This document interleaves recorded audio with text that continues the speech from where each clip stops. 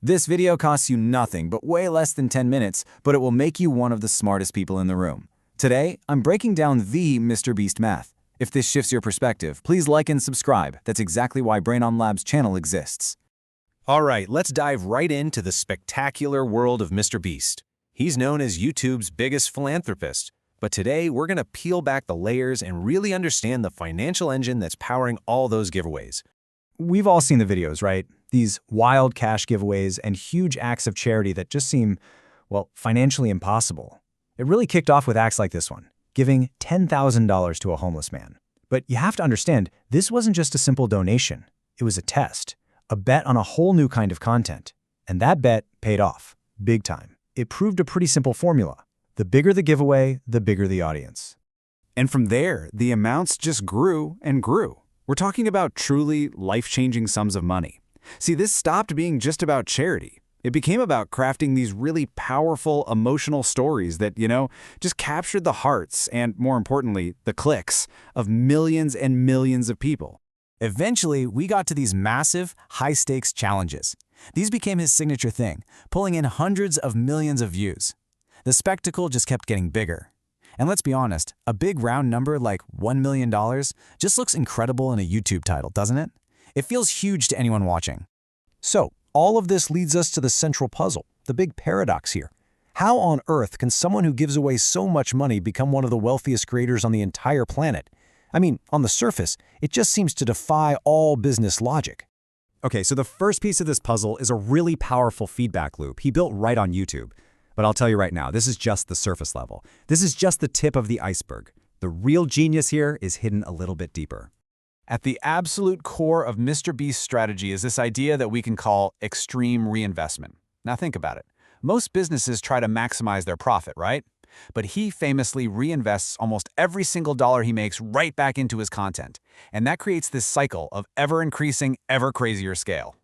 So here's that engine in action. It's actually pretty simple. You make a video, that video makes money, and then that money is immediately reinvested to make an even bigger, more insane video, which in turn makes even more money. It's a classic compounding growth model, but he's applying it to making YouTube videos in a way no one had ever really done before. And this relentless reinvesting does something really clever. It creates what we could call an algorithmic moat around his channel. To even think about competing with him, you don't just need a great idea, you need a massive, massive budget. And that creates a barrier to entry that is almost impossible for anyone else to overcome. But here's the thing.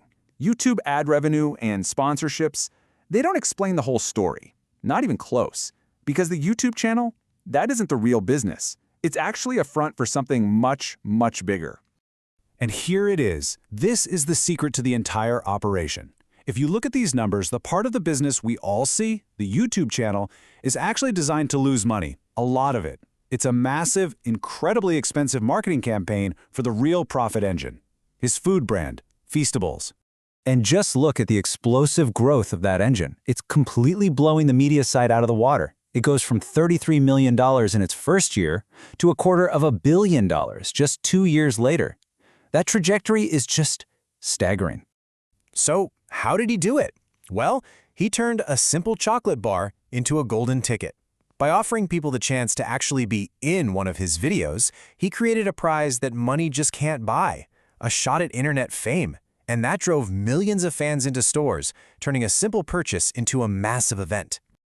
Okay, let's go to the next layer, because this is where you can see how his business model creates an almost unbeatable competitive advantage.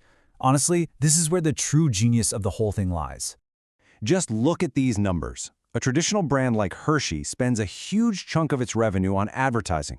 MrBeast spends zero. And that's not an exaggeration. His ad budget is literally zero. This gives him this massive advantage and allows for way higher profit margins. So why doesn't he need an ad budget? Well, because he has this. 372 million subscribers. That's his marketing budget, and he can reach all of them for free with every single video he uploads. It's a direct-to-consumer relationship on a scale that traditional brands can only dream of. So what you get is this perfect closed-loop system. The videos sell the chocolate, and the chocolate pays for the videos. It's a perfectly integrated flywheel where one part of the business just directly and sustainably fuels the other. It's brilliant. So, what does all of this add up to, and what are some of the bigger questions or implications of this powerful new model? Now, while this model is an absolute masterclass in business, it's not without its critics. Academics, like Dr. Vincent Miller quoted here, point out that this style of philanthropy really focuses on the symptoms of a problem, like homelessness, rather than the deeper systemic causes. And by presenting these massive giveaways as the solution, it runs the risk of simplifying really complex societal issues. Another concern that researchers bring up is the influence of the algorithm. This model naturally works best for causes that are really visual, dramatic, and advertiser-friendly. So think curing 1,000 people's blindness versus funding long-term mental health research. The big question is, if a good cause can't be turned into a viral video, does it risk being ignored in this new world of creator-led philanthropy? But despite those critiques, the ambition here is just undeniable. The goal isn't just to be a successful YouTuber. The goal is to build a multi-billion-dollar empire that stretches across a whole bunch of different industries. And that growth is planned across a really diverse portfolio, moving way beyond just chocolate and videos. The plan is to build a business that has its hands in everything, from media to software. It's a classic strategy to reduce risk by not depending on any single revenue stream, creating a much more powerful and resilient empire. So, the single most important point is this: the giveaways aren't just charity. They are, quite possibly, the most effective marketing engine ever built. And they are funding an empire where attention is the ultimate currency. If this helped you think clearly about the MrBeast math, why giving away millions is his real business strategy, please like and subscribe. The next video covers what most people still don't see: